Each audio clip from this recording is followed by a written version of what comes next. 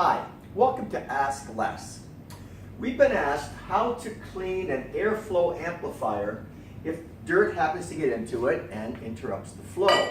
For example, this air knife that I have in my hand. If dirt gets stuck because the air line didn't have proper filtration or just got dirty, you're going to interfere with the flow and you're going to get uneven flow. You don't have to disconnect from the line.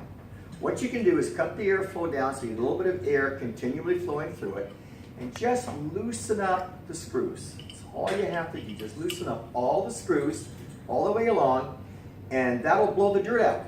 All you're doing is loosening it up, getting that gap open, blowing out the dirt, and then you can actually tighten the screws up again. On an air knife, what you want to do with the screws is sort of tighten up every other one, and then every other one way back, so you get a nice, even torque all the way along the length of the air knife.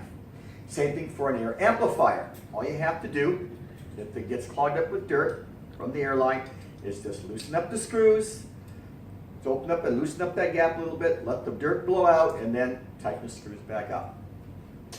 On adjustable amplifiers, like this air jet that I have in my hand, that's very easy. Again, just loosen up the lock ring, open up the gap a little bit, let the dirt blow out, reset the gap, and tighten it back up again. So, very easy.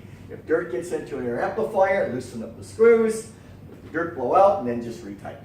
So, if you have any questions on compressed air used for blow-off, cooling, drying, or moving, ask less.